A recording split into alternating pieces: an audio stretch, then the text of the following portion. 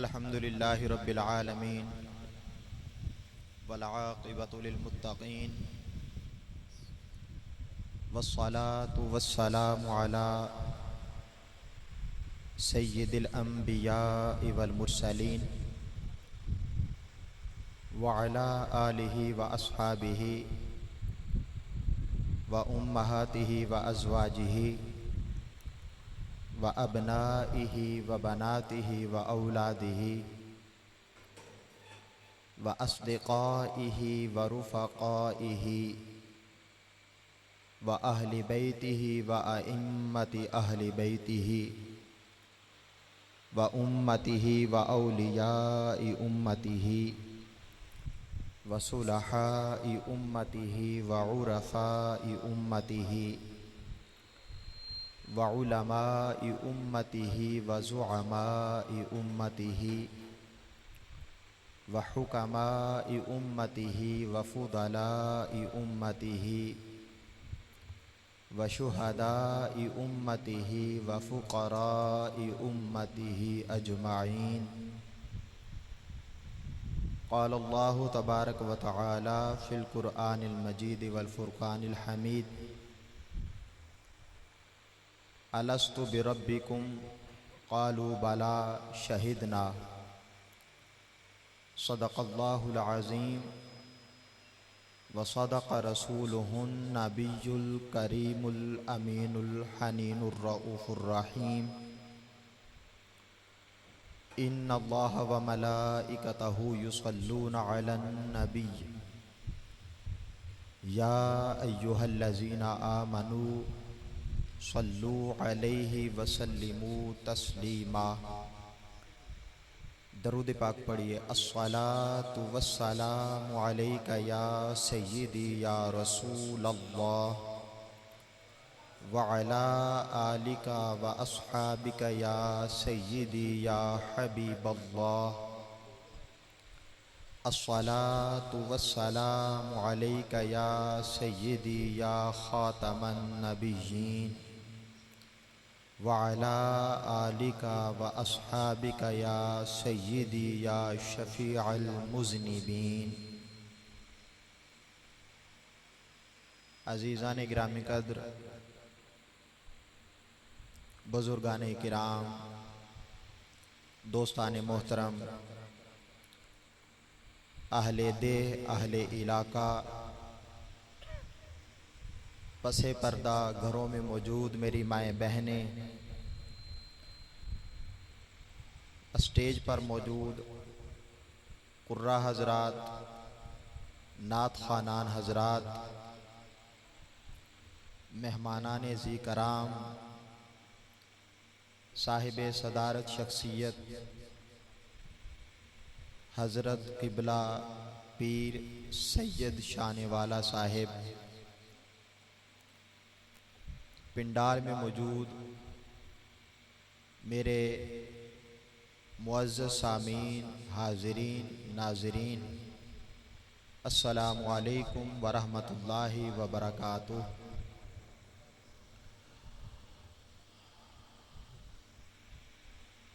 الحمدللہ آج ہم حضور علیہ الصلاۃ والسلام کا ذکر پاک سننے کے لیے جمع ہیں، اور یہ بہت بڑی سعادت ہے کہ اللہ تبارک و تعالی اپنے بندوں سے ان کے سارے کام چھڑوا کر یہ توفیق بخشے کہ میرے محبوب کا بیٹھ کر ذکر کرو اور ذکر سنو. اس سعادت پر، اس خوش بختی پر اللہ تبارک و تعالیٰ کا جتنا شکر ادا کیا جائے کم ہے. مبارکباد پیش کرتا ہوں اس خوبصورت تقریب بزم ذکر مصطفیٰ صلی اللہ تعالیٰ علیہ وسلم کو سجانے والے دوستوں کو، جن میں مرکزی طور پر محترم المقام راجہ قاسم صاحب، ان کی کاوش ہے کرامت انصاری صاحب، اسامہ مغل صاحب، راجہ عثمان صاحب، راجہ شعبان صاحب، کہ انہوں نے انتظام کیا، انصرام کیا، اہتمام کیا، اور ان کے معاونین بنے حاجی بابا یونس صاحب اور امام مسجد محلہ حضرت قبلہ حافظ غلام سرور صاحب، اور زیر صدارت جامع مسجد نوری المعروف پٹی والی انہوں نے تعاون کیا، اور اہل علاقہ نے اپنی محبتوں کے ساتھ ان کی ہمت بندھائی۔ الغرض اس خوبصورت محفل کو سجانے میں جس عزیز، جس دوست، جس محترم، جس بھائی کا جتنا کردار ہے، سب کے سب لاکھوں مبارکباد کے مستحق ہیں، اور اللہ تبارک و تعالیٰ کی طرف سے فضل اور انعام کے حقدار ہیں۔ اللہ پاک ان کا انتظام کرنا اور ہم سب کا حضور کا ذکر سننے کے لیے جمع ہونا اپنی پاک بارگاہ میں قبول فرمائے، اور اس کے اجر اور انعام کے طور پر اللہ تبارک و تعالی حضور کا عشق عطا فرمائے، حضور علیہ الصلوۃ والسلام کی عقیدت اور سچی محبت عطا فرمائے۔ راجہ قاسم صاحب، یہ میری ان کے ساتھ تیسری چوتھی ملاقات ہے،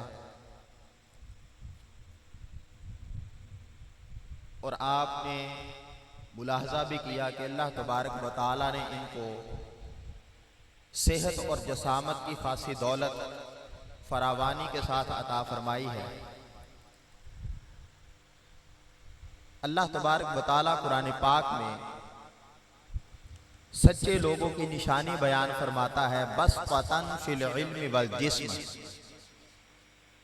کہ میرے جو سچے لوگ ہیں وہ مضبوط ہوتے ہیں علم کے اعتبار سے اور جسم کے اعتبار سے۔ تو ان کو دیکھ کر یہ محسوس ہوتا ہے کہ اللہ تبارک و تعالی نے جتنا مضبوط ان کو جسم عطا فرمایا ہے، اتنا ہی مضبوط عشق مصطفیٰ بھی عطا فرمایا ہے۔ اللہ تبارک و تعالی ان کی اس عقیدت میں، محبت میں، حضور علیہ الصلوۃ والسلام کے ساتھ نسبت میں مزید برکت، وسعت، فراخی، کشادگی عطا فرمائے، اور ہم سب کو بھی حضور علیہ الصلوۃ والسلام کی محبت کا فیض عطا فرمائے۔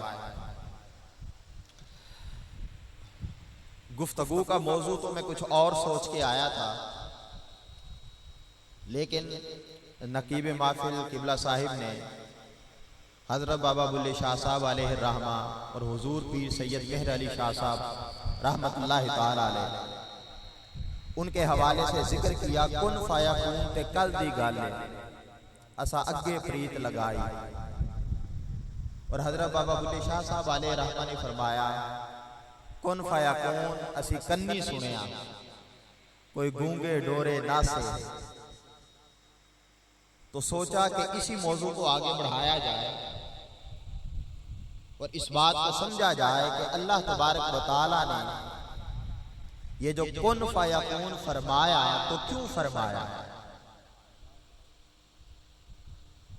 اور یہ جو بابا بلے شاہ صاحب علیہ الرحمہ نے فرمایا کہ کن فیکون اسی کنی سنیا، وہ کہتے ہیں کہ جب رب اللہ تبارک و تعالی کن فیکون فرما رہا تھا تو میں نے اپنے کانوں سے سنا ہے کہ رب نے کب کہا، اور حضرت قبلہ پیر مہر علی شاہ صاحب انہوں نے فرمایا کہ کن فیکون تے کل دی گالے اسا اگے پہلے پریت لگائی۔ تو گویا پیر مہر علی شاہ صاحب، حضرت بابا بلے شاہ صاحب علیہ الرحمہ ایک ہی بات کی طرف اشارہ کر رہے ہیں کہ یہ جو کن فیکون ہے، کائنات کا بننا ہے، یہ ہمارے سامنے کی بات ہے۔ اب بات سمجھ رہے ہیں؟ توجہ ہے؟ میری ساری گفتگو ذرا فکری نوعیت کی ہوگی، میں آپ سے سوال بھی کروں گا اور آپ کی طرف سے ان باتوں کا جواب بھی دوں گا، آپس میں گفتگو کریں گے، تاکہ قرآن کی آیت کا جو حصہ ہم نے سمجھا ہے، میں نے عرض کیا ہے، پیش کیا ہے، پڑھا ہے، اس کی کچھ نہ کچھ معرفت، سمجھ بوجھ یہاں سے لے کر اٹھے۔ تو اپنے ذہنوں کی کھڑکیوں کو کھولیں اور اپنے دلوں کو تھوڑا وسیع کریں اور توجہ سے تشریف رکھیں۔ بڑے مختصر وقت کے اندر جب نظر آئے گا کہ آپ اکتا گئے ہیں تو گفتگو کا اختتام ہو جائے گا، اور کوشش ہوگی کہ جو آیت کا حصہ میں نے تلاوت کیا ہے اس کا ترجمہ، تفسیر، وضاحت، تشریح بیان کروں، تاکہ قرآن کی کچھ سمجھ بوجھ ہمیں حاصل ہو۔ یہ جو آیت میں نے تلاوت کی، الست بربکم قالوا بلا،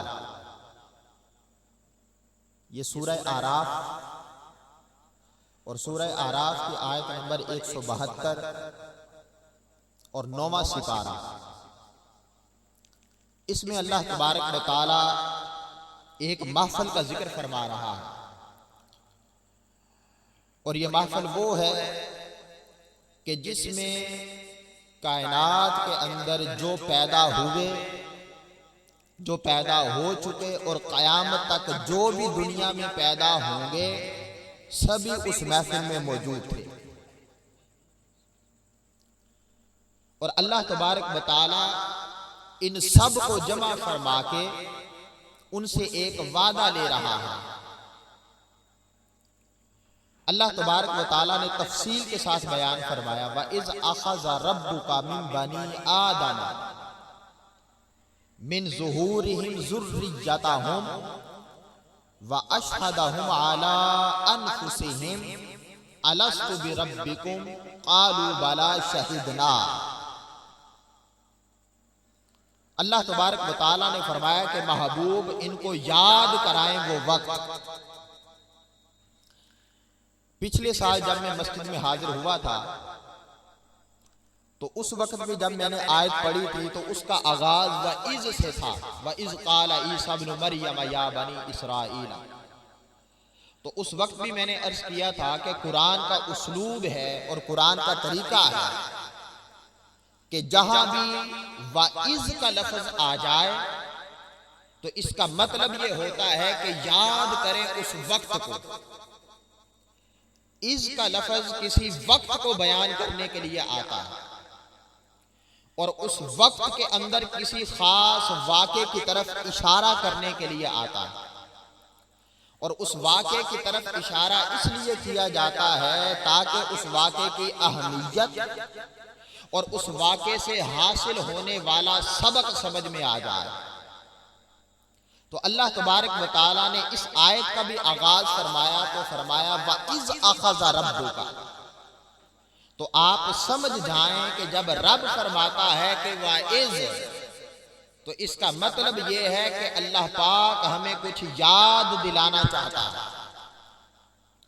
اللہ تبارک و تعالی ہماری توجہ کسی واقعے کی طرف کروانا چاہتا ہے، اور کسی واقعے کی طرف جب رب توجہ کروائے تو اس کا مطلب یہ ہے کہ اس میں بڑی کوئی خاص بات ہے۔ فعل الحکیم لا یخلو عن الحکمہ، کہ جو حکیم ہوتا ہے، صاحب حکمت ہوتا ہے، اس کا کوئی بھی عمل حکمت اور فائدے سے خالی نہیں ہوتا۔ تو اللہ تبارک و تعالی جب حکیم ہے، عزیز الحکیم، حکیم ہے، اور اللہ تبارک و تعالی وَإِذْ کے ساتھ کسی واقعے کا ذکر فرما رہا ہے تو اس کا مطلب یہ ہے کہ یہاں کوئی خاص بات بیان ہونے والی ہے۔ اتنی بات واضح ہو گئی۔ اب اللہ تبارک و تعالی نے فرمایا وہ وقت کون سا تھا اور واقعہ کیا ہوا۔ رب نے فرمایا وَإِذْ أَخَذَ رَبُّكَ مِنْ بَنِي آدَمَ مِنْ ظُهُورِهِمْ ذُرِّيَّتَهُمْ۔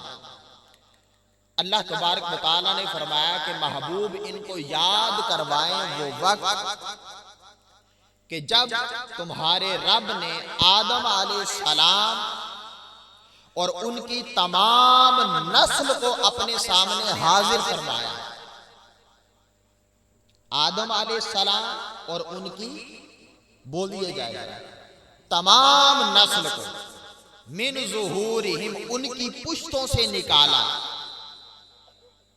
ان کی پشتوں سے نکالا اور اپنے سامنے موجود کیا، حاضر کیا، وَأَشْهَدَهُمْ عَلَىٰ أَنفُسِهِمْ اور ان کو اپنے سامنے حاضر فرما کر کہا کہ تم گواہی دو، ان کو اپنے سامنے حاضر کیا، موجود کیا، اور موجود کرنے کے بعد کہا وَأَشْهَدَهُمْ ان کو گواہ بنایا، عَلَىٰ أَنفُسِهِمْ کس چیز پر؟ ان کی اپنی ذات کے اوپر گواہ بنایا کہ آگے تم سے جو پوچھا جائے گا اس پر گواہ ہو جاؤ، اور اس کے بدلے میں جو تم جواب دو گے اس پر بھی گواہ ہو جاؤ کہ ہم یہاں موجود تھے، کسی پوچھنے والے نے ہم سے پوچھا اور یہ پوچھا اور ہم نے آگے سے یہ جواب دیا۔ رب فرماتا ہے کہ ان سب کے اوپر گواہی دو، گواہ بن جاؤ۔ کیا پوچھا؟ الست بربکم بتاؤ کیا میں تمہارا رب نہیں ہوں؟ یہ اللہ تبارک و تعالیٰ نے پوچھا، سب کو حاضر کر کے، سب کو جمع فرما کے۔ کیا پوچھا؟ ذرا بول کے بتائیں۔ الست بربکم یہ اللہ تبارک و تعالیٰ کا سب سے پہلا کلام ہے جو رب نے ہم سے فرمایا، آپ میں سے ہر شخص سے فرمایا۔ جتنے یہاں موجود تھے سب اللہ تبارک و تعالیٰ کے حضور حاضر تھے، اور جو آپ کے گھروں میں موجود ہیں وہ بھی وہاں موجود تھے، اور جو آپ کی نسل میں قیامت تک پیدا ہوں گے سارے وہاں موجود تھے۔ اور اللہ تبارک و تعالیٰ نے ہر شخص سے پوچھا، بتاؤ الست بربکم کیا میں تمہارا رب نہیں ہوں؟ قالوا بلا قرآن کہتا ہے کہ سب نے کہا کہ مولا تو ہمارا رب ہے۔ رب نے پوچھا کہ کیا میں تمہارا رب نہیں ہوں؟ تو ہم سب نے کیا جواب دیا؟ بولیے، قالوا بلا بولا کیوں نہیں، تو ہی ہمارا رب ہے۔ شہدنا ہم گواہی دیتے ہیں، ہم گواہ ہیں۔ تو آیت کا ترجمہ اور وضاحت آپ نے مختصراً اور اجمالاً سماعت فرمائی کہ اللہ تبارک و تعالیٰ نے آدم سے ساری ذریت کو نکالا، اپنے سامنے حاضر کیا، ان کو گواہ بنایا، سوال کیا، اور سوال کے جواب میں ہم نے کہا مولا تو ہمارا رب ہے۔ اب اگلی بات سن، اب وضاحت کی طرف چلتے ہیں، تشریح کی طرف۔ امام جلال الدین سیوطی رحمت اللہ تعالی علیہ بہت عظیم مفسر، محدث، مورخ، سیرت نگار اور حضور کے نعت گو، اور یہ وہ امام جلال الدین سیوطی ہیں کہ جن کے بارے یہ منسوب ہے کہ ان کو حضور علیہ الصلوۃ والسلام کی جاگتے حالت میں 72 مرتبہ زیارت ہوئی۔ کتنی مرتبہ؟ جاگتے ہوئے، حالت بیداری میں حضور نے اپنے دیدار سے مشرف فرمایا۔ وہ امام جلال الدین سیوطی لکھتے ہیں، وہ کہتے ہیں کہ حضرت سہل بن صالح حمدانی انہوں نے پوچھا ابو جعفر محمد بن علی بن عبداللہ بن عباس بن عبد المطلب سے، یعنی حضرت عبداللہ ابن عباس جو حضور کے کزن ہیں، چچا زاد ہیں، ان کے پوتے سے پوچھا، سوال کیا۔ اور سوال کیا تھا؟ انہوں نے کہا کہ آپ جو کہتے ہیں کہ حضور سب سے پہلے ہیں، حضور ذرا بول کے بتائیں، حضور سب سے پہلے ہیں، تو سوال کرنے والے نے، سائل نے پوچھا کہ ہم نے تو دیکھا کہ 1,24,000 انبیاء آئے اور چلے گئے، حضور تو ان کے بعد آئے۔ تو یہ جو آپ کہتے ہیں کہ حضور ہر نبی سے پہلے ہیں، حضور تو بعد میں آئے، یہ جو حضور کا پہلے ہونا ہے یہ سمجھائیں۔ اب بات سمجھ، سوال سمجھ میں آیا؟ انہوں نے پوچھا کہ یہ جو آپ کا عقیدہ ہے، یہ جو آپ کہتے ہیں کہ حضور اول ہیں، حضور تو سب نبیوں کے آخر میں آئے، تو سب سے آخر میں آنے والا اول کیسے ہوا؟ اب ان کا جواب سنیں۔ حضرت عبداللہ ابن عباس، جن کے بارے میں حضور علیہ السلام نے فرمایا کہ یہ امت کا بہترین مفسر ہے، جن کے مفسر ہونے کی گواہی حضور نے اپنی زبان سے ارشاد فرمائی۔ اور حضرت عبداللہ ابن عباس کا قرآن میں اتنا شغف تھا، اور قرآن کا اللہ تبارک و تعالیٰ نے اتنا علم عطا فرمایا تھا، اور قرآن کا جوہر اللہ تبارک و تعالیٰ نے ان کے سینے میں اتنا منور فرمایا تھا۔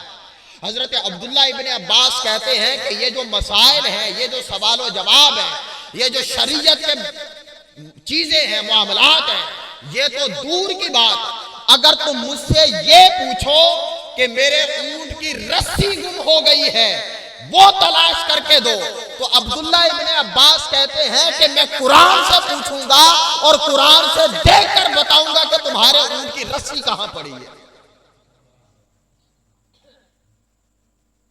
وہ عبداللہ ابن عباس کہ جن کو اللہ تبارک و تعالیٰ نے قرآن کا اتنا فہم عطا فرمایا، ان کے پڑپوتے وہ کیا بیان فرماتے ہیں؟ فرماتے ہیں کہ اب جواب سنو کہ حضور سب سے پہلے کیسے ہیں۔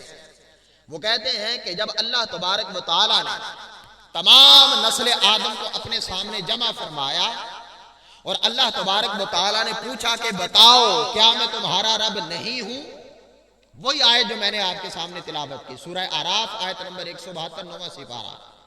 وہ فرماتے ہیں کہ جب اللہ تبارک و تعالیٰ نے حضرت آدم علیہ السلام اور ان کی ساری ذریت کو اپنے سامنے حاضر کیا اور ان سے پوچھا کہ بتاؤ کیا میں تمہارا رب نہیں ہوں، تو اللہ تبارک و تعالیٰ کا سوال سن کر سارے چپ ہو گئے۔ رب نے سوال کیا اور سوال سن کر سارے بولتے جائیں، ذرا خاموش ہو، جیسے آپ خاموش بیٹھے ہیں، سارے خاموش ہو گئے۔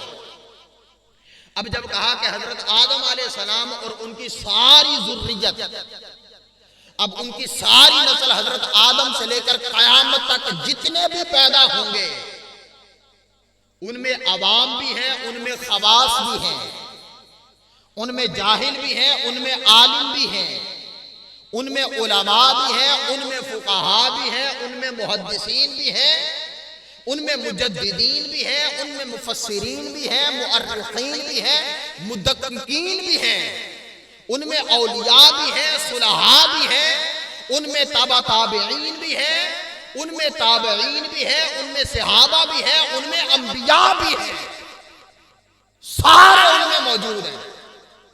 تو جب حضرت آدم علیہ السلام کی ذریت کہا تو سارے اس میں آ گئے۔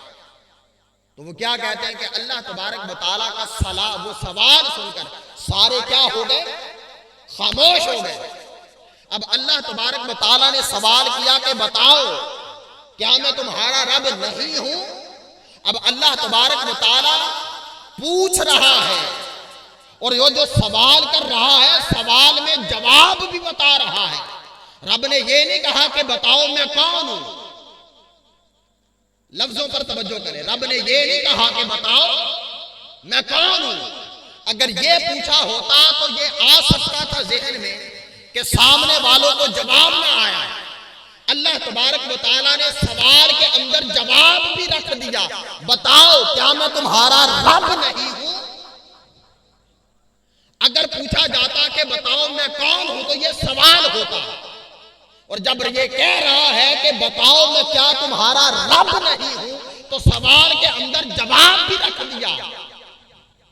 تو سوال بھی ہے، جواب بھی ہے، لیکن اس کے باوجود سوال سن کر سارے خاموش ہو گئے۔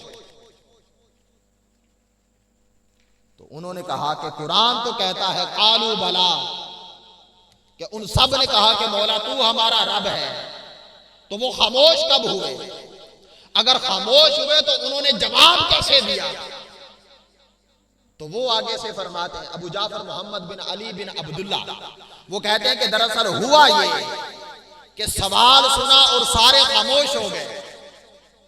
جب سارے خاموش ہو گئے تو ان میں سے ایک اٹھا، ساری نسل آدم خاموش، ساری ذریت آدم خاموش اور ساری اولاد آدم خاموش، کسی کو سوال کا جواب نہ آیا، لیکن اسی نسل آدم میں سے ایک اٹھا اور کھڑا ہوا اور کھڑے ہو کر کہا کہ مولا تو ہمارا رب ہے۔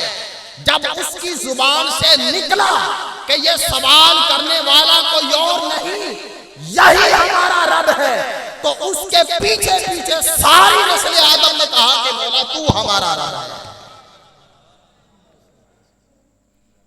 اس ایک سوال کرنے والے نے، جواب دینے والے نے جواب دیا، اور اس جواب دینے والے نے جب جواب سنا تو سارے پیچھے کہنے لگے کہ یہ ہمارا رب ہے۔ اب یہ بات آپ نے سماعت فرما لی۔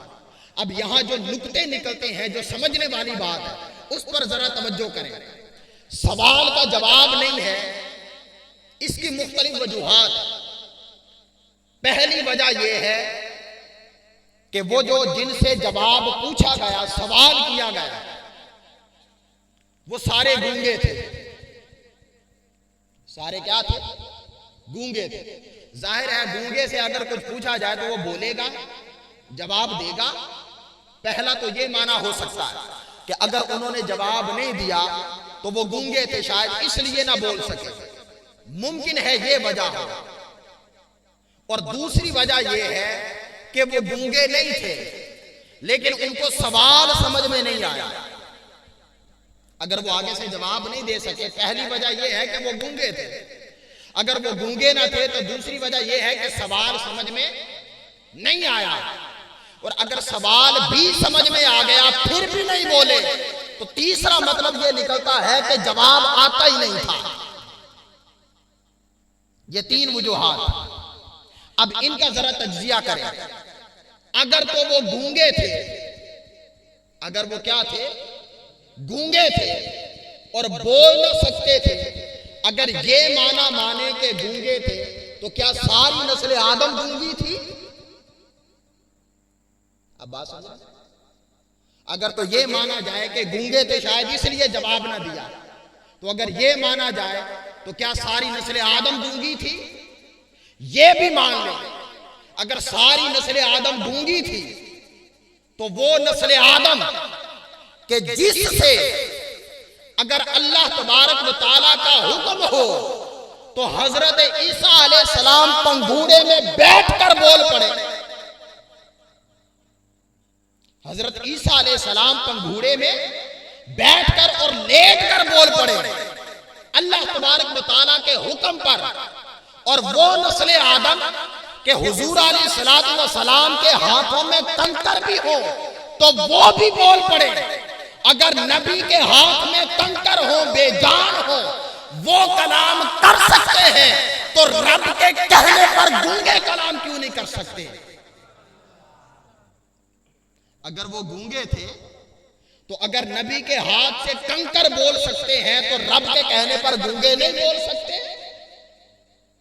تو پہلا امکان تو رد ہو گیا کہ وہ گونگے نہیں تھے۔ اگر گونگے بھی ہوتے تو رب کے کہنے پر وہ جواب دیتے۔ اب دوسرا معنی ہے کہ سوال سمجھ میں نہیں آیا اس لیے شاید جواب نہ دیا۔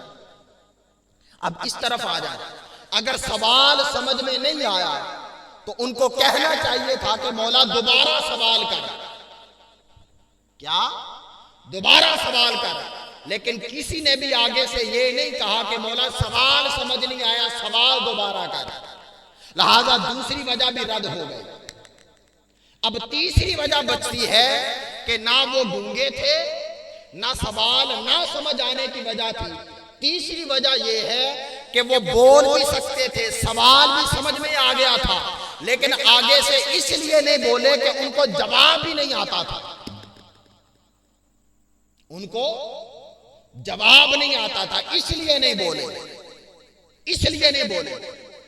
تو پھر قرآن جب کہتا ہے قالوا بلا، سب نے کہا کہ مولا تو ہمارا رب ہے، تو انہوں نے کیسے کہہ دیا؟ ہاں، اللہ تبارک و تعالیٰ نے جب کہا کہ بتاؤ کیا میں تمہارا رب نہیں ہوں، تو امام جلال الدین سیوطی کہتے ہیں کہ سارے خاموش تھے، سارے چپ تھے، لیکن وہ جو سب سے پہلے اٹھ کر جواب دینے والا تھا وہ کوئی اور نہیں تھا، وہ آمنہ کا لال محمد مصطفیٰ تھا. سب سے پہلے رب کا اقرار کرنے والا کوئی اور نہیں تھا، وہ ذات محمد مصطفیٰ تھی. تو جب ذات محمد مصطفیٰ نے پہچانا اور انہوں نے کہا ارے نادانو چپ کیوں ہو، یہ جو سوال کرنے والا ہے یہی تو ہمارا رب ہے، تو مصطفیٰ کے کہنے سے سب کو پتا چلا کہ یہ ہمارا رب ہے. کس کے کہنے سے؟ بولیے، حضور کے کہنے سے، حضور کے بیان کرنے سے پتا چلا کہ یہ ہمارا رب ہے. تو یہاں سے معلوم ہوا کہ اگر اللہ تبارک و تعالیٰ کے ساتھ ہمارا پہلا تعارف ہوا ہے تو وہ محمد مصطفیٰ کے وسیلے سے ہوا. ہم نے ذات خدا کو جانا ہے تو وہ زبان مصطفیٰ سے جانا ہے. ہمیں اللہ تبارک و تعالیٰ کو پہچانا ہے تو وہ ذات محمد مصطفیٰ کے وسیلے سے پہچانا ہے. اگر ذات مصطفیٰ نہ ہوتی ہمیں مصطفیٰ کے خدا کا کبھی عرفان نہ ہوتا، مصطفیٰ کے خدا کی کبھی پہچان نہ ہوتی، اللہ تبارک و تعالیٰ کی کبھی معرفت نہ ملتی، ہمیں رب کی پہچان نصیب نہ ہوتی اگر ذات مصطفیٰ نہ ہوتی. اب دیکھیں، کلاس میں طالب علم موجود ہوں، استاد سوال کرے، استاد بولیے سوال کرے اور پوری جماعت میں کسی کو جواب نہ آئے، پوری جماعت میں کسی کو جواب نہ آئے. اب سب استاد نے پڑھایا بھی ہو، لکھایا بھی ہو، اور اگلے دن وہ سوال کرے اور پوری کلاس میں کسی کو جواب نہ آئے، تو اس کا مطلب یہ ہے کہ سارے سزا کے مستحق ہیں، سارے سزا کے مستحق ہیں. اب استاد نے سوال کیا، سامنے سے کوئی نہ بولا، استاد کو غصہ آیا. اب استاد چاہتا ہے کہ سب کو سزا دی جائے، سزا کے مستحق ہیں. اب وہ سارے طلباء اس انتظار میں ہوں کہ ہمیں جواب تو نہیں آیا، اب عنقریب ہمیں سزا ملنے والی ہے. اب وہ سوچ رہے ہوں کہ کوئی اللہ تبارک و تعالیٰ اس طرح کا وسیلہ بنائے اور حالات پیدا ہوں کہ ہم سارے سزا سے بچ جائیں اور ان کی دعا قبول ہو جائے، اور کلاس کا ایک لڑکا کھڑا ہو جائے اور وہ اس سوال کا جواب بتا دے. جب وہ جواب بتائے گا ساری کلاس کو جواب کا پتہ چل جائے گا. اب اس کا مطلب یہ ہے کہ اگر کوئی جواب نہ دیتا تو سزا سب کو ملتی، لیکن ایک نے کھڑے ہو کر جواب دے کر سب کو سزا سے بچا لیا، سب کو سزا سے بچا لیا. وہ ایک طالب علم سب کی نجات کا وسیلہ بن گیا، وہ ایک طالب علم سب کو سزا سے بچا گیا. اب اللہ تبارک و تعالیٰ نے سوال کیا، آگے سے کسی کو جواب نہ آیا، آگے سے کسی کو جواب نہ آیا. اب وہ سارے سزا کے مستحق تھے، مستحق تھے کہ نہیں؟ مستحق تھے، اور وہ انتظار میں تھے کہ اللہ تبارک و تعالیٰ کا عذاب نازل ہو اور سزا نازل ہو. اور ایک اٹھا اور اس نے کھڑے ہو کر جواب دیا. اور قرآن میں آیت ہے، رب کہتا ہے وَكُنْتُمْ عَلَى شَفَا حُفْرَةٍ مِّنَ النَّارِ فَأَنْقَذَكُم مِّنْهَا. ارے تم تو جہنم کے دہانے پر کھڑے تھے، رب نے تمہیں بچا لیا منہا، اس کے صدقے سے. اب یہ اشارہ اس کی طرف ہے، اگر اللہ تبارک و تعالیٰ کے سوال کا جواب کوئی نہ دیتا تو ساری نسل آدم پر رب کا عذاب نازل ہوتا، لیکن محمد مصطفیٰ اٹھے اور رب کے سوال کا جواب دے کر ساری نسل آدم کو بچا لیا.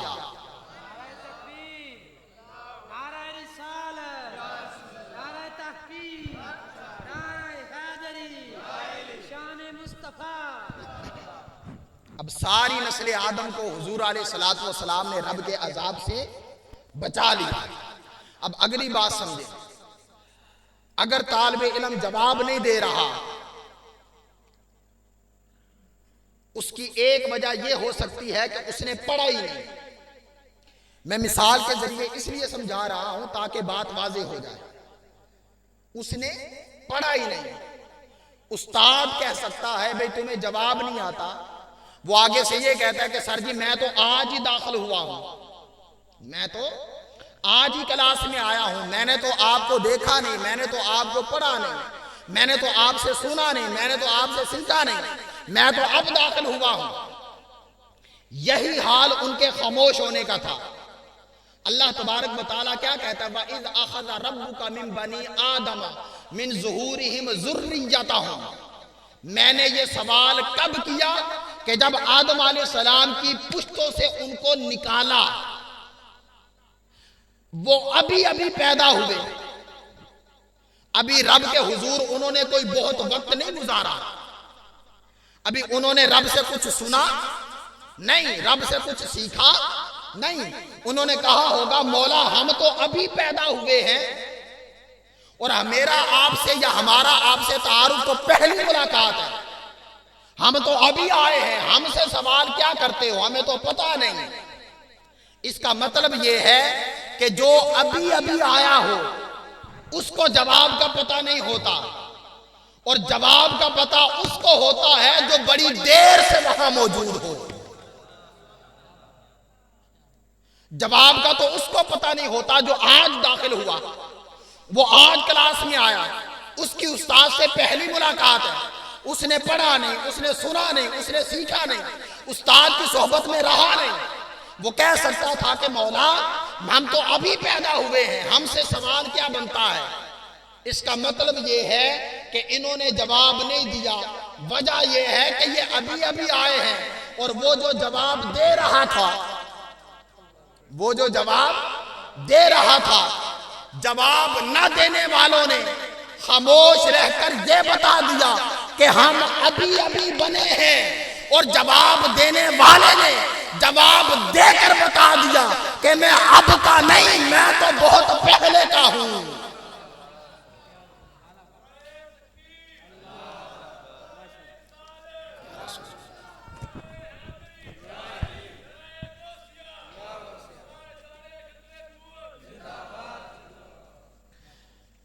خاموش رہنے والوں نے خاموش رہ کر بتا دیا ہم تو اب آئے ہیں، ہم تو اب آئے ہیں، اور وہ جو جواب دے رہا ہے اس کے جواب دینے سے پتا چلا وہ اب نہیں آیا، وہ ان سے پہلے کا ہے۔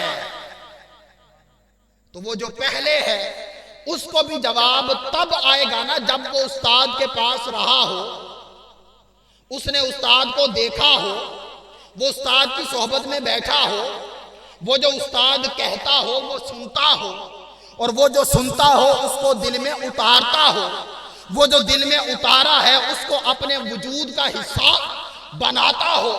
ادھر استاد کہتا جا رہا ہو، ادھر اس کے روح میں، اس کے قلب میں، اس کے باطن میں، اس کے اندر اترتا جا رہا ہو، اس کے وجود کا حصہ بنتا جا رہا ہو۔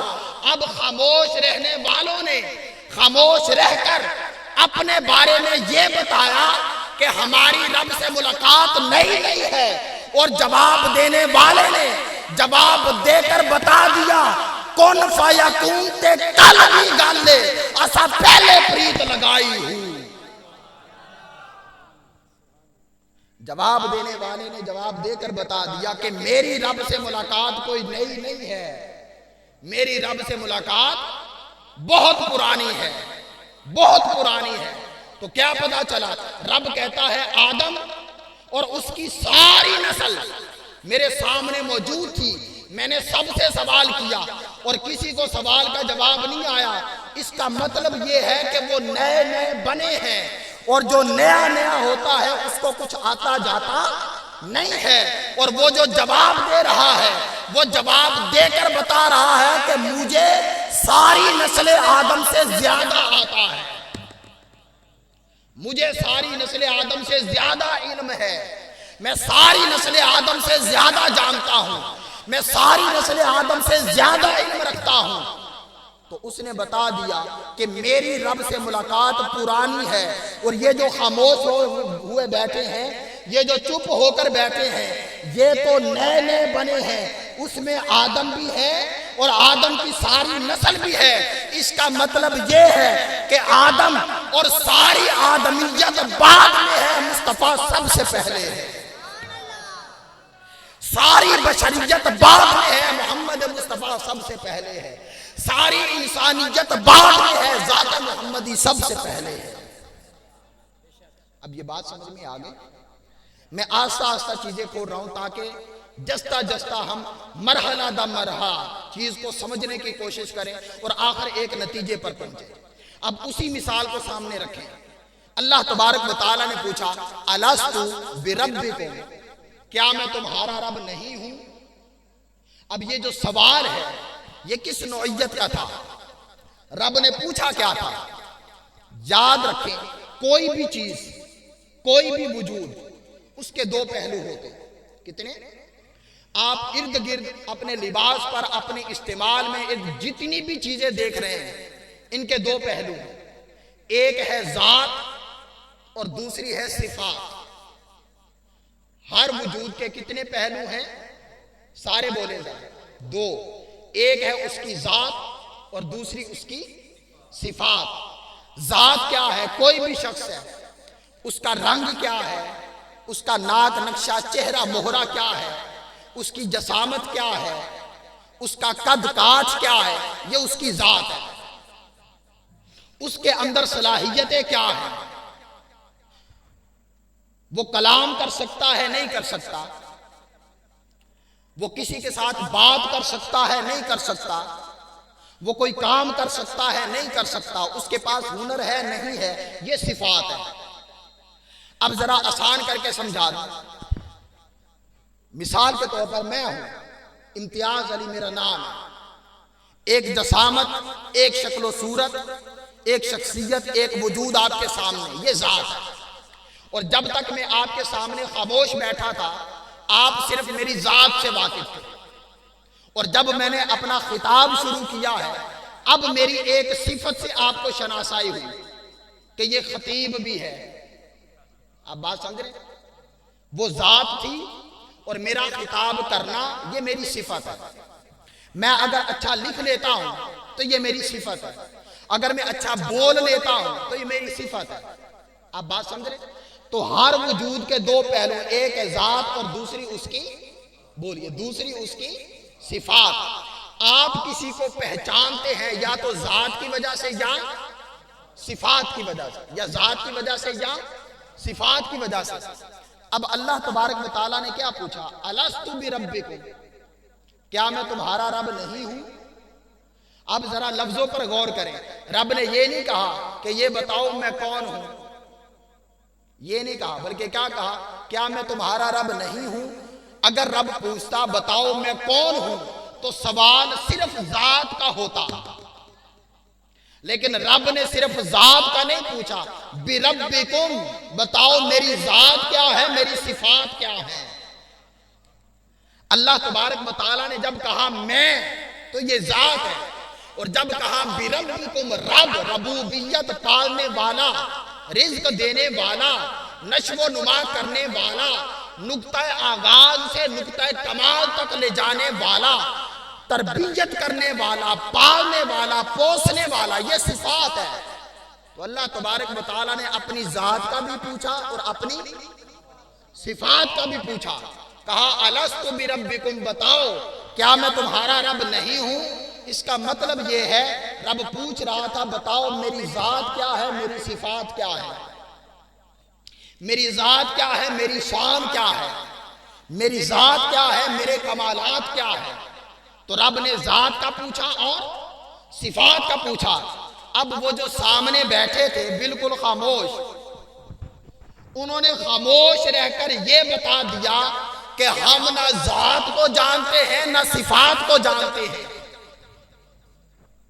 اگر جانتے ہوتے تو بتاتے نا۔ انہوں نے خاموش رہ کر یہ واضح کیا کہ ہمیں نہ ذات کی خبر نہ بولیے صفات کی خبر انہوں نے خاموش رہ کر اپنی لا علمی ظاہر کی کہ ہمیں نہ ذات کی معرفت، نہ صفات کی معرفت، نہ شانوں کی معرفت، نہ کمالات کی معرفت۔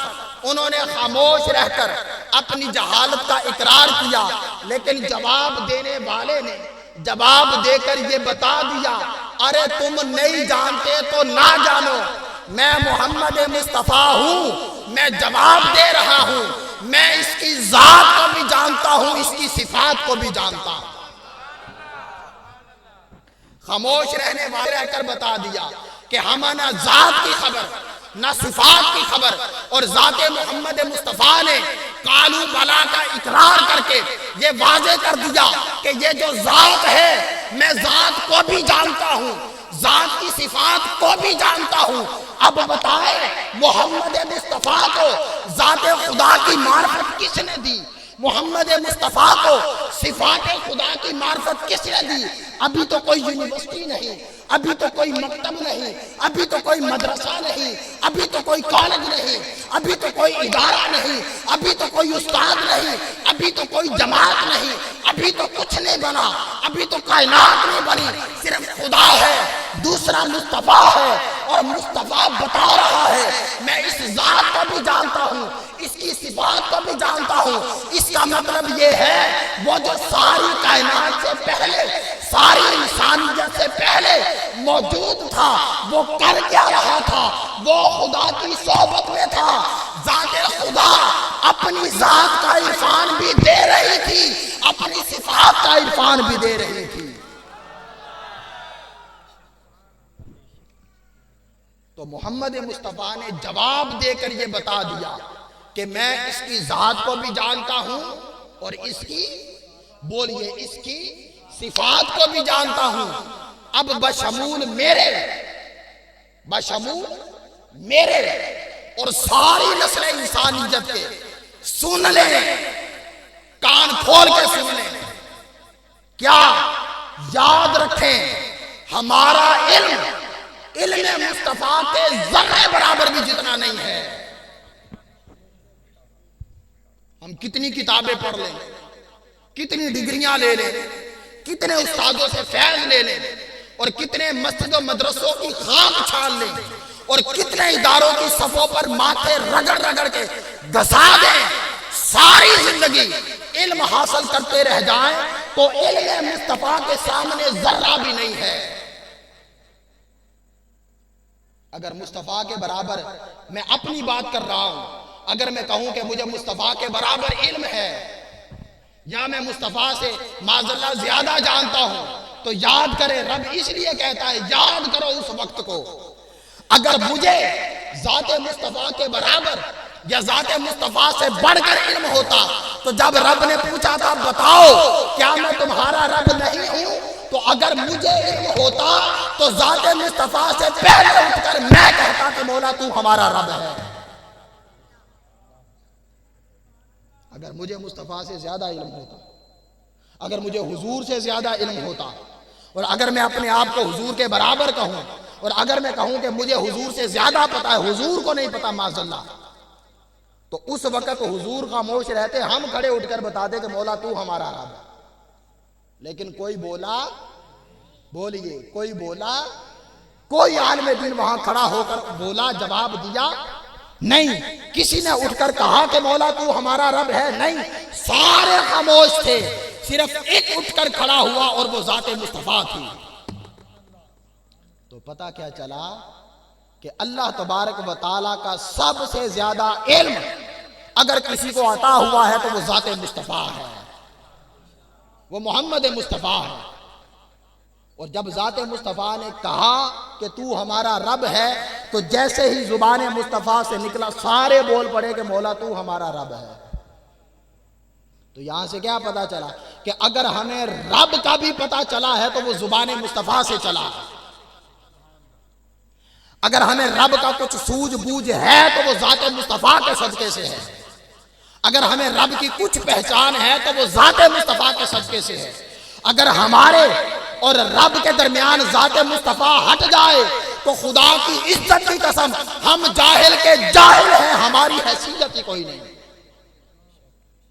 اور اگر ہمارے اور رب کے درمیان سے ذات مصطفیٰ ہٹ جائے تو ہم جہنم کا ایندھن ہیں. اور یہ میں اپنی طرف سے نہیں کہہ رہا، رب کہتا وَكُنْتُمْ عَلَى شَفَا حُفْرَةٍ مِّنَ النَّارِ، ارے تم تو سارے جہنم کا ایندھن تھے، جہنم کے کنارے پر کھڑے تھے، جہنم کے دہانے پر کھڑے تھے، دوزخ کے حقدار تھے. فَأَنْقَذَكُم مِّنْهَا، میں نے تمہیں بچایا ذات مصطفیٰ کے صدقے سے. تو اگر ذات مصطفیٰ نہ ہوتی تو کہاں ہمارا علم، کہاں ہماری کتابیں اور کہاں ہمارے دعوے. تو کیا پتا چلا ساری نسل انسانیت بعد میں، اور حضور یہ جملہ یاد رکھیں، ساری نسل انسانیت بعد میں اور حضور سب سے پہلے، ساری آدمیت بعد میں اور حضور سب سے پہلے. انسانیت بعد ہے، محمدیت پہلے ہے. آدمیت بعد میں ہے، مصطفیٰیت پہلے ہے. اور اگر مصطفیٰیت نہ ہوتی تو خدا کی قسم نہ انسانیت ہوتی نہ آدمیت ہوتی. لولاک لما اظہرت ربوبیت، محبوب اب اگر آپ نہ ہوتے تو میں اپنا رب ہونا بھی ظاہر نہ فرماتا. اب آج ایک تو یہ عہد ہوا، یہ آیت ہماری مکمل ہو گئی. ایک عہد اللہ تبارک و تعالیٰ نے خاص لوگوں سے لیا، ساری نسل انسانیت سے نہیں. اس میں خاص گنے چنے لوگ تھے. اور وہ عہد کن سے تھا؟ وَإِذْ أَخَذَ اللَّهُ مِيثَاقَ النَّبِيِّينَ لَمَا آتَيْتُكُم مِّن كِتَابٍ وَحِكْمَةٍ ثُمَّ جَاءَكُمْ رَسُولٌ مُصَدِّقٌ لِّمَا مَعَكُمْ لَتُؤْمِنُنَّ بِهِ وَلَتَنصُرُنَّ. اللہ تبارک و تعالیٰ نے فرمایا یاد کرو اس وقت کو. اب وہ پچھلی آیت میں ذہن میں رکھیے گا، اب یہ دوسری آیت. رب کہتا ہے کہ یاد کرو اس وقت کو کہ جب اللہ تبارک و تعالیٰ نے وعدہ لیا نبیوں سے. پچھلی آیت میں تھا کہ نسل انسانیت سے، آدم کی ذریت سے، اور یہ آیت ہے کن سے؟ نبیوں سے. لما آتیتکم من کتاب و حکمہ، عہد کیا لیا کہ جب میں تمہیں کتاب عطا کر دوں اور تمہیں شریعت عطا کر دوں. ثم جاءکم رسول، پھر تمہارے پاس میرا محبوب آئے، مصدق لما معکم، اور وہ کہے کہ تم حق پر ہو. نبیوں سے کہے کہ تم حق پر ہو، تمہاری کتاب حق پر ہے، تمہاری شریعت حق پر ہے.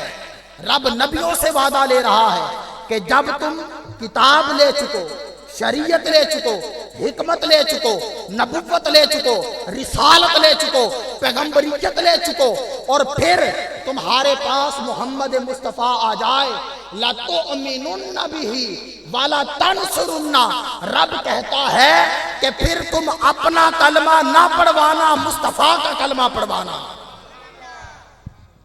لَتُؤْمِنُنَّ بِهِ، رب کہتا ہے کہ پھر محمد مصطفیٰ پر ایمان لے آنا. کیا؟ محمد مصطفیٰ پر ایمان لے آنا. اب دیکھیں آیت کا فرق سمجھیں.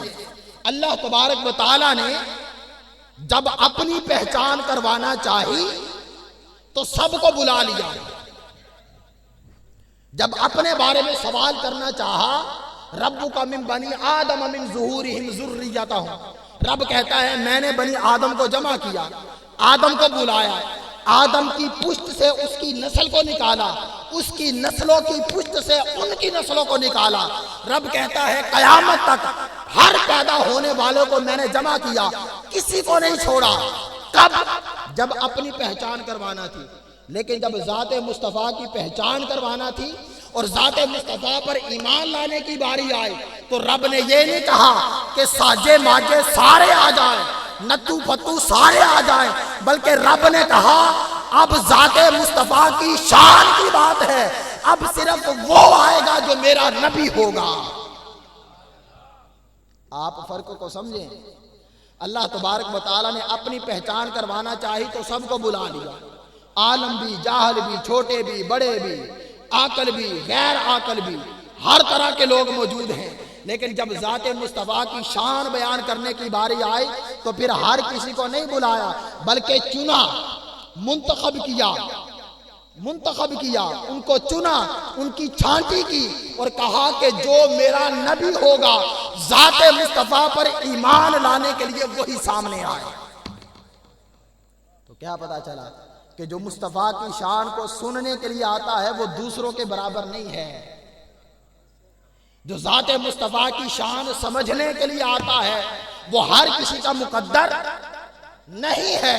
ذات مصطفیٰ کا ذکر وہی سنتے ہیں، محبوب کی محفل خوب سجاتے ہیں، آتے ہیں وہی جن کو سرکار بلاتے ہیں۔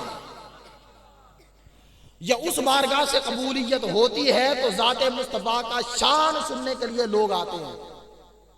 تو اللہ تبارک و تعالیٰ نے کیا فرمایا؟ لَتُؤْمِنُنَّ بِهِ وَلَتَنْصُرُنَّ۔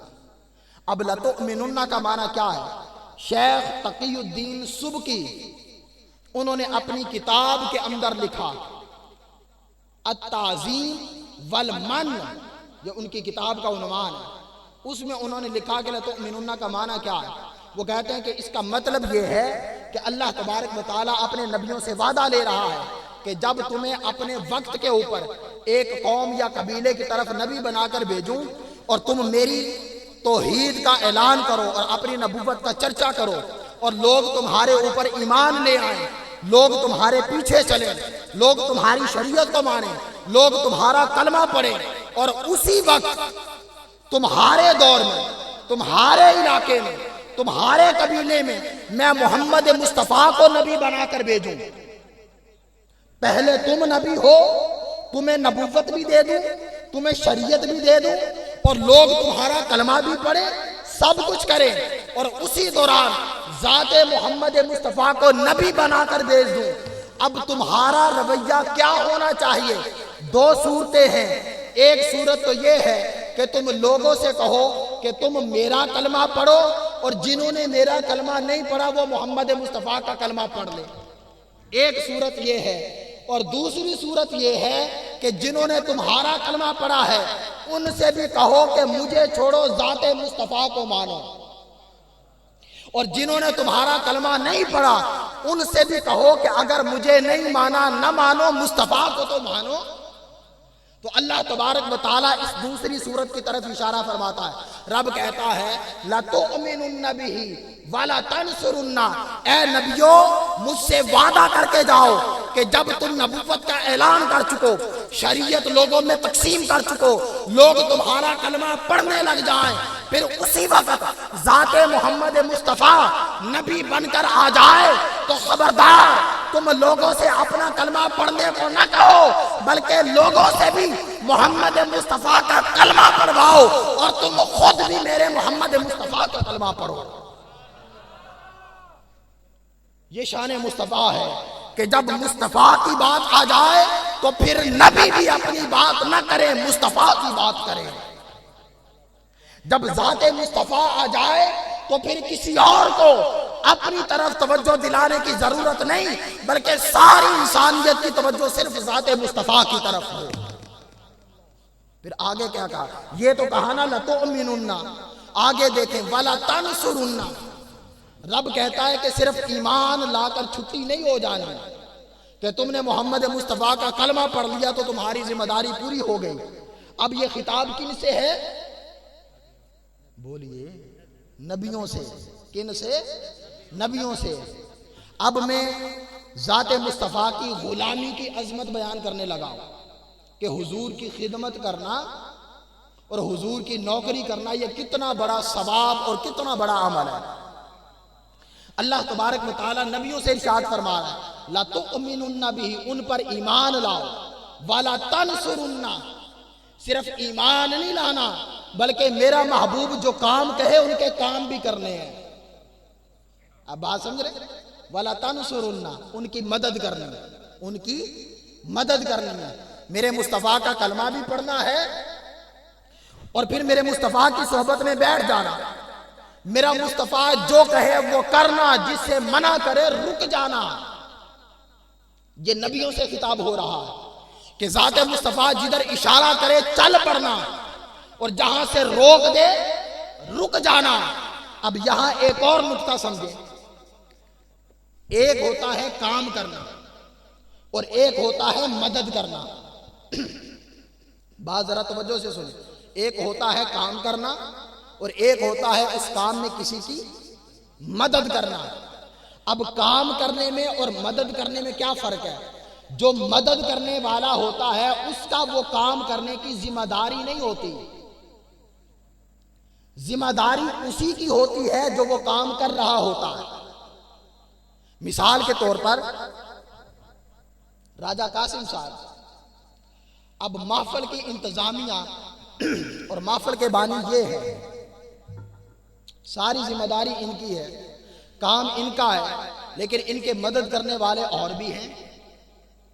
مدد کرنے والے بولیے اور بھی ہیں.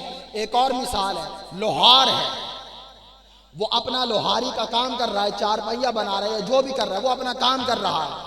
لیکن اس کا بیٹا ہے، وہ اپنے باپ کو دیکھتا ہے کہ باپ تھکا ہوا ہے تو وہ ساتھ آتا ہے، ہاتھ بٹاتا ہے.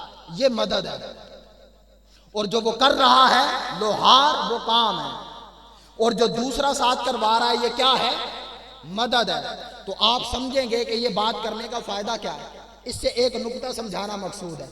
اب اللہ تبارک و تعالیٰ نے کیا کہا؟ ثم جاءکم رسول مصدق لما معکم لتؤمنن به ولتنصرنہ. جب میرا محبوب نبی بن کر آ جائے تو نبوت میں اس کی مدد کرنی ہے. نبوت میں اس کی مدد کرنی ہے.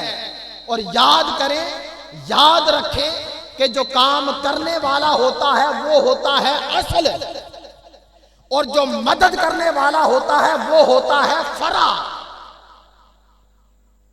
جو کام کرنے والا ہوتا ہے وہ ہوتا ہے اصل، اور جو مدد کرنے والا ہوتا ہے وہ ہوتا ہے فرع. جو اصل ہے، اصل کام اسی کا ہے. جو فرع ہے، کام ان کا نہیں ہوتا. وہ صرف مدد کرنے کے لیے آئے ہیں. وہ صرف مدد کرنے کے لیے آئے ہیں. اب سنیں، اللہ تبارک و تعالیٰ نے فرمایا ثم جاءکم رسولا. جب محبوب رسول بن کر آئے تو اس رسالت کے اندر تم نے میرے محبوب کی مدد کرنی ہے. یہاں سے پتہ چلا کہ کائنات کے اندر جتنے نبی آئے وہ میرے محبوب کی مدد کے لیے آئے. کائنات کے اندر جتنے پیغمبر آئے وہ میرے محبوب کی مدد کے لیے آئے. کائنات کے اندر جتنے رسول آئے وہ محمد کے مددگار بن کر آئے. البتہ نبوت نبیوں کی اپنی ذاتی ذمہ داری نہ تھی. نبوت اگر کام ہے تو وہ محمد مصطفیٰ کا کام ہے.